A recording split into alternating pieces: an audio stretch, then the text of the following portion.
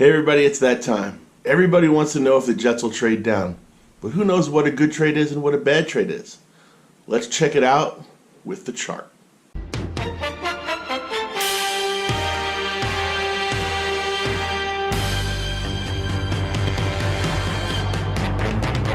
Hey everybody, welcome back to JetsHQ. I'm Howie. Glad to have you back. It's that time of year. Everybody wants to make a trade. Everybody's interested in making a trade. The Jets should trade this, the Jets should trade that. Well, what's a good trade? What's a bad trade? How do we figure that out? So let's take a look at how the NFL front offices will look at it. I'm sure everybody by this time has known that the Jets are looking to trade out of the number 3 pick and try to pick up just a bounty of picks. So how are we going to know on draft day if we're actually getting a good deal or not? The NFL teams use this chart. It was originally devised by the Cowboys in a group that was led by Jimmy Johnson, and he put together a point value system for each of the draft picks. And that way, it was easier to quantify whether or not a team was making a deal. They only had 10 minutes on the clock, 15 minutes on the clock. They needed to make a deal, and they needed to see if they were getting screwed. So we got this chart now. Now, of course, this chart was devised in the mid-'80s, and it was a little bit antiquated. It's not taking into account the compensatory picks that are given to the teams, and it also doesn't take into account individually the value of the draft class. The players that are coming in each year, sometimes they're a fantastic group of picks, and sometimes they're a group of duds, and they need to be ranked. So the chart doesn't take that into evaluation, but I'm not going to waste too much time with that, simply because all we're trying to determine is whether or not we're on the right or wrong side of a trade, and this chart is really good for that. So it's good for setting a baseline for what we want. Now, very often when teams are in a position that the Jets are in, and teams are trying to trade up to get that pick, the chart is just the baseline. It's the starting point.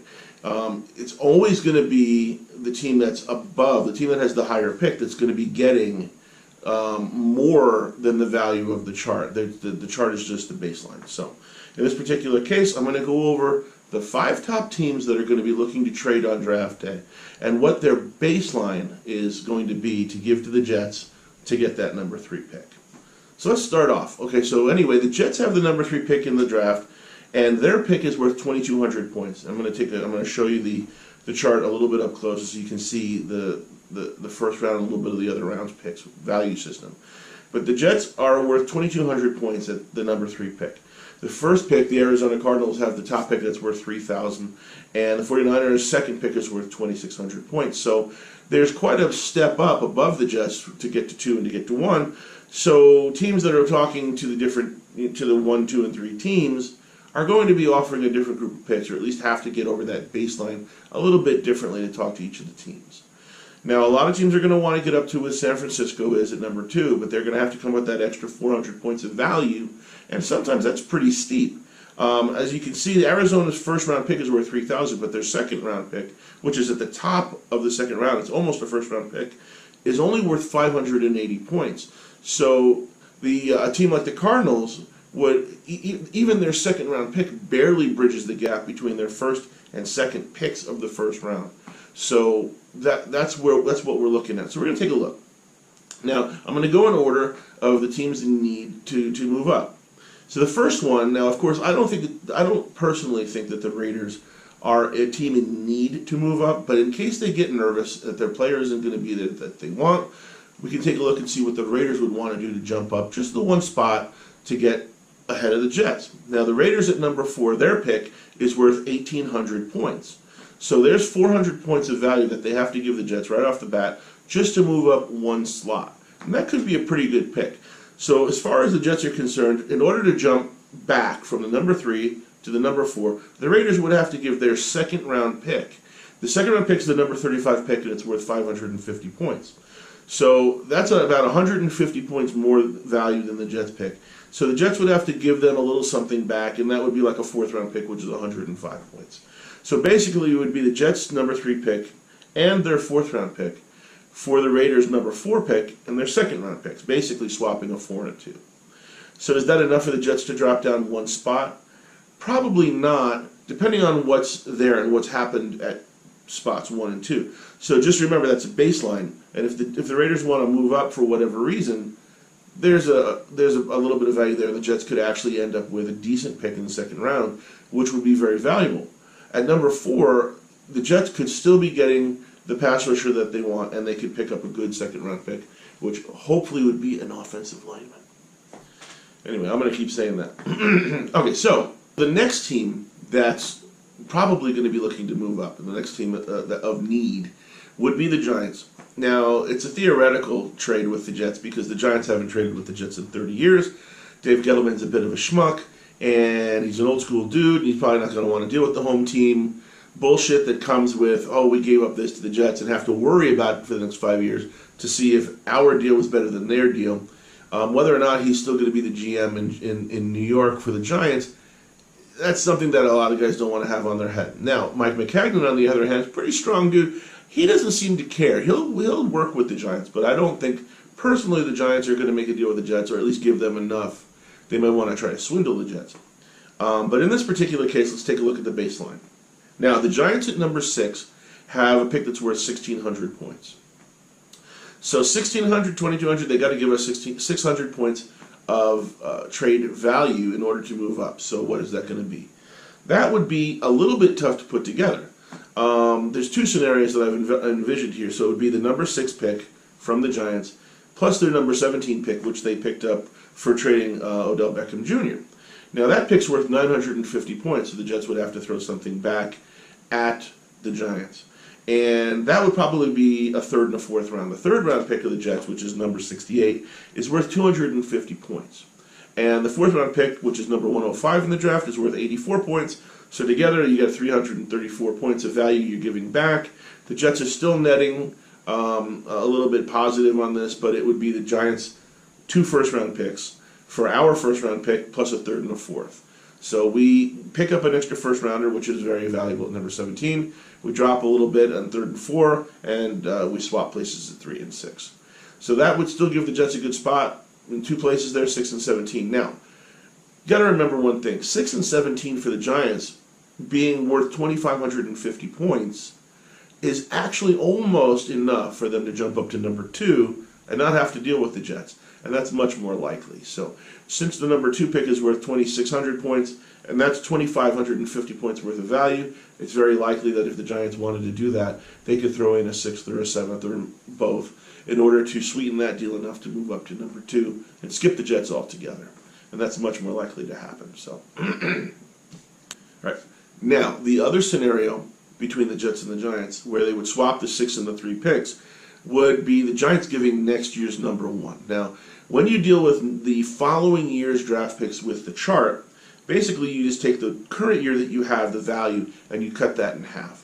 And if you were to go another year out, you would quarter it. So basically, this year's Giants pick, number 1, is still worth 600 points. And next year's pick, currently today, is worth 800 points. Of course, next year that will grow, but since you have to wait an extra year for that pick, it's only worth 800 points of present-day value. So then the Giants would be giving up the number 6 pick, which is worth 1,600 points, and their next year's draft pick, which is worth 800 points in 2020. So, and they would get the Jets' number 3 pick, worth 2,200 points, and the Jets would have to give up a 3rd round pick in 2020, which is worth 125. Currently today, the 3rd round pick is worth 250. So therefore, you get a deal that's pretty fair. The Jets still net a little bit ahead. They probably want a little bit more for this, but at least that's more of a doable scenario. And the Jets end up with 2 number 1s anyway. It's just that one of them is next year. I don't think the Jets are going to like this because their idea of trading here in this particular case is that this draft is a very, very good crop of players, and they're going to want 2nd and 3rd round picks this year. So this scenario, while it is sweet for the Jets, it's a little bit hard to envision because the Jets are losing picks. They're giving up the one. They're not picking up any picks, and the idea here for them is to net a positive gain in picks for this season. All right, so then we move on, and we're going to take a look at the Broncos. Now, the Broncos at number 10, their 1st round pick is worth 1,300 points. 1,300 points up to 22, that's 900 points. They've got to give us substantial value in order to move up to from number 10 to number 3, and for us to move down to number 10. So in this particular case, not only would they give us their number 10 pick, the 1,300 value point, then they would also have to give us a 1 next year, which is worth 650, or half the value of this year's pick. And they would have to give us a 3rd round pick, which is the number 71 pick, which is worth 235 points, and the 6th round pick, the number 182, which is only worth 19. In return, they would get the number 3 pick overall for the Jets. So the Jets would net more picks. They would end up with a 10 pick this year, with the 71 pick this year, with the 182 pick this year, plus a number 1 next year from the Broncos, which is probably going to be pretty good because Broncos aren't looking good. So anyway, so that's an actually pretty decent baseline. I expect the Jets to get more in a trade with the Broncos, maybe a little bit better picks in this, maybe a 2nd instead of a 3rd, maybe a 5th instead of a 6th. But in this case, I'd expect the Jets to get more out of the Broncos in this type of scenario, but it is possible. It is a doable one, and it's foreseeable with John Elway to make this kind of a deal if he sees a player that he wants. Okay, so then next we move on to the Dolphins. The Dolphins have the 13th pick. They've recently jettisoned all their good players, and it's looking like they're tanking for Tua, which always makes me smile when I see a team in our division that's tanking it. But we're still going to talk about the draft scenario in case the Dolphins pull their head out of their ass and decide that they're going to try to and actually get a quarterback this year and build their team instead of destroy it. So in this particular case, the Jets would want to be moving down to number 13, so we need a little bit of incentive. The 13 pick is worth 1,150 points for the Dolphins, so they're almost 1,050 points behind the Jets. They'd have to give us something of sincere value. So that value would be their number 1 next year, which I've actually increased the value. It really is 575 points, but I've increased it to about 630 just based on the fact that they're going to suck so bad that their 1st round pick next year is going to be very high. So we're going to give them a little bit more value for it this year, 630 points, and their 2nd round pick, which is the number 48 pick overall for this year, which is worth 420 points. So the Jets get 2 number 1s and a very high number 2 to drop down 10 slots from 3 to 13 and take the Dolphins pick. Now, once again, I think the Dolphins are going to have to sweeten that deal. I think it's going to cost them a lot more. It might even cost them an extra number 1 in 2021, but we're just talking baseline here. We're talking the chart, so we're talking the starting points, and that you guys know on draft day, that's what this is for, on draft day, you know right away, are we getting screwed or not, depending on what kind of a deal we get just from these different spots. So that's your baseline with the Dolphins. And lastly, we're going to talk about the Redskins. The Redskins are at number 15. Their pick is worth 1,050 points, so quite a step down for the Jets. And it's going to be quite a step up for the Redskins. It's going to be a bounty of picks from these guys, okay? It's a very foreseeable possibility. Daniel Snyder is a wheeler dealer. He doesn't like where he is. He doesn't like what his team looks like. He might make a big splash. He likes to have his name thrown around on draft day. So watch for something to come from the Redskins. It's possible. So your baseline for the Redskins is this, okay? The Jets would go from number 3 to the number 15 pick to swap of 1st round picks this year. And in addition, the Redskins would have to give us a number 1 in 2020, which is worth 525 points. A number 1 in 2021, which is worth about 260 points. Plus their 2nd round pick this year, which is the number 46 pick, and that's worth 440 points. Plus their 7th round pick this year, which is the 209th pick, and that's worth 9 points. I don't value 7th round picks that much, but it did even off the number considerably between the two teams, and I'm trying to remember just to give you a baseline. So in order for the Jets to make that pick, they would have to throw in their 4th round pick at number 105 to even off the numbers. So 3 1st round picks plus 2 others for us to swap out. And remember, that's just a baseline. So the Redskins would have to come up with a dump truck full of money to give the Jets to swap out, and it's possible. With Daniel Snyder, you just never know. So anyway, guys, that's what I wanted to do today, was just kind of give you something to work with on draft day. I wanted you to give you a baseline, something that you guys could write down and keep with you, so that you know on draft day when there's a trade, and there will be movement at the top half of the 1st round. So when there's movement, at least with the Jets, you know right away you've got a reference to work with on whether or not we're getting the best end of the deal or not. So hopefully we'll stay ahead of the chart. And Mike McCagnon has this chart. Hopefully he's got his optimized and tooled up and tweaked, and we're going to rip the hell out of these guys if they want to trade up to the number 3 pick. So we could use those extra picks. Anyway, thank you guys for joining. I appreciate it. Been getting lots of good feedback on great ideas for some other videos we'll be doing here coming up real shortly. And remember, we're going to live stream the first round of the draft, so I hope to see everybody there. It's going to be a lot of fun. And I can't wait to share that with you. I've watched the first round of the draft, or at least watched the draft entirely, which is kind of sick. I'm sorry to be able to say that. Watch the draft every year and barely have anybody to share it with. I can't wait to share it with you guys. It's going to be a lot of fun to be able to scream and holler with you guys about how we're doing. So I'm looking forward to that.